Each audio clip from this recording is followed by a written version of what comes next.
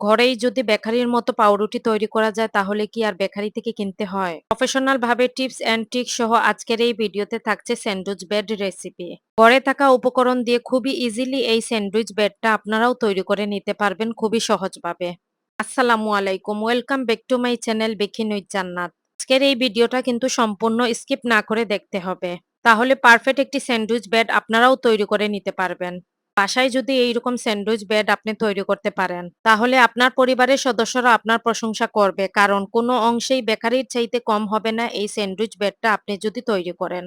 ভিডিওটি শুরু করার আগে একটাই রিকোয়েস্ট করছি, যারা এখনো পর্যন্ত আমার ছোট্ট ফেসবুক পেজটা ফলো দেননি, প্লিজ আপনারা আমার পেজটা ফলো দিয়ে আসবেন। তার পাশাপাশি আমার চ্যানেলটা সাবস্ক্রাইব করে আমাকে বেশি বেশি করে সাপোর্ট করবেন। লাইক, ফলো এবং শেয়ার করতে একদমই ভুলবেন না। বেকিং রিলেটিভ কোনো কোয়েকশন থাকলে অবশ্যই আপনাদের মতামত জানাবেন। চলুন তাহলে রেসিপিতে যাওয়া যাক। শুকনো একটি বাটির মধ্যে একে একে ৩ কাপ ময়দা নিব। যে কোনো বেকিংয়ের জন্য অবশ্যই ভালো ব্র্যান্ডের ময়দাটা ব্যবহার করবেন। মেজারমেন্ট কাপের সমান করে ময়দাটা নিতে হবে। চিনি দিচ্ছি 1/4 কাপ। গুঁড়ো দুধ দিচ্ছি ২ টেবিল চামচ। গুঁড়ো দুধটা দিলে টেস্টটা ভালো আসবে। ইস্ট দিচ্ছি ১.৫ চা চামচ। অবশ্যই ভালো ব্র্যান্ডের ইস্টটা ব্যবহার করবেন। একটি হ্যান্ড উইক্সের সাহায্যে ইস্ট, চিনি এবং গুঁড়া দুধ ও ময়দা সবকিছু ভালোভাবে মিক্স করে নিচ্ছি। লবণ দিচ্ছি ১/২ চা চামচ। লবণ দেওয়ার পরে এই তো হ্যান্ড উইক্সের সাহায্যে আবারও সবকিছু মিক্স করে নিচ্ছি। রুম টেম্পারেচারে থাকা ডিম দিচ্ছি ১ টি। অবশ্যই রুম টেম্পারেচারে ডিমটা ব্যবহার করবেন। শুকনো উপকরণের সাথে খুব ভালো করে ডিমটাও মিক্স করে নিচ্ছি। হ্যান্ড উইক্সের সাহায্যে এই কাজটা করে নিচ্ছি। আপনারা চাইলে হ্যান্ড উইক্সের পরিবর্তে হাতের সাহায্যেও খুব ভালো করে মিক্স করে নিতে পারেন। প্রথমে রুম টেম্পারেচারের পানি নিয়েছিলাম 3/4 কাপ। পরবর্তীতে আমার পুরো ১ কাপ পানি লেগেছে। পানিটা কিন্তু ধুম করে সবগুলো একসাথে দিয়ে দেওয়া যাবে না। অল্প কিছুটা পানি অবশিষ্ট রেখে দিচ্ছি। ড্রয়ের সাথে পানিগুলো দেওয়ার পর খুব ভালো করে হ্যান্ড উইক্সের সাহায্যে মিক্স করে নিচ্ছি। হ্যান্ড উইক্স দিয়ে ভালোভাবে মিক্স করা যাচ্ছিল না, তাই হ্যান্ড উইক্সটা সরিয়ে নিয়েছি। হাতের সাহায্যে খুবই ভালো করে ডগুলো মেখে নিচ্ছি। ডগুলো মাখার সময় আমার কাছে মনে হচ্ছিল পানি লাগবে, তাই অবশিষ্ট যে পানিটুকু রেখেছিলাম এই পানিটুকু দিয়ে দিচ্ছি। অবশিষ্ট পানিটুকু দেওয়ার পর এই তো হাতের সাহায্যে খুব ভালো করে ডগুলো মেখে নিচ্ছি।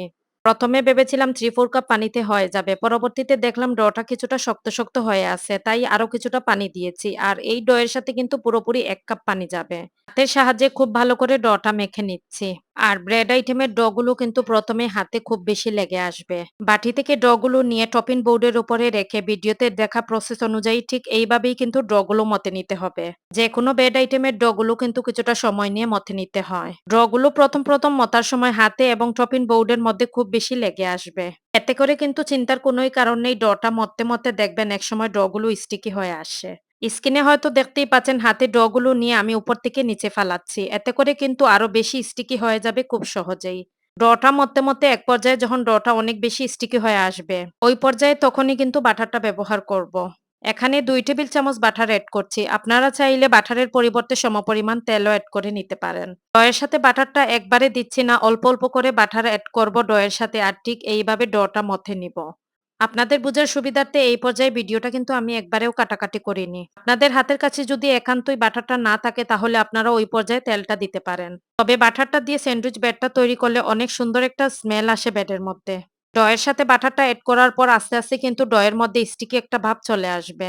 আপনারা চাইলে ২ টা হাত খুব ভালো করে ক্লিন করেও কিন্তু ২ টা হাতের সাহায্যে এই কাজটা করে নিতে পারেন। দেখতেই পাচ্ছেন হয়তো স্যান্ডউইচ ব্রেডের ডটা কতটা স্মুথ হয়েছে। চপিং বোর্ডের উপর থেকে ডগুলো নিয়ে বাটির মধ্যে রাখছি।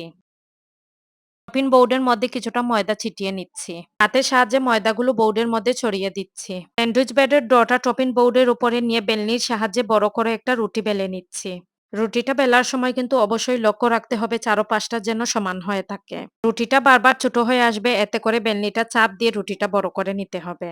রুটির একটা সাইডে ধরে এই তো ভাঁজ করে নিয়েছি। ঠিক অপর পাশটাও রুটির একইভাবে ভাঁজ করে নিয়েছি। রুটির অপর পাশ থেকে এই তো রুটিটা ফোল্ড করে নিচ্ছি। আর এই কাজটা কিভাবে করেছি খুব ভালো করে দেখলেই আপনারা বুঝতে পারবেন। ১০ ইঞ্চি সাইজের পাউরুটির একটি মোল্ড নিয়েছি। মোল্ডের মধ্যে আগে থেকে খুব ভালো করে বাটার ব্রাশ করে নিয়েছি। মোল্ডের মধ্যে ডগুলো নিয়ে ঢাকনা দিয়ে এভাবে রেখে দিব ৩০ মিনিটের মতো। ৩০ মিনিট পর স্যান্ডউইচ ব্রেডের ডটা ৮০% ফুলে উঠেছে। ব্রেডটা এখন ওভেনে বেক করে নিব।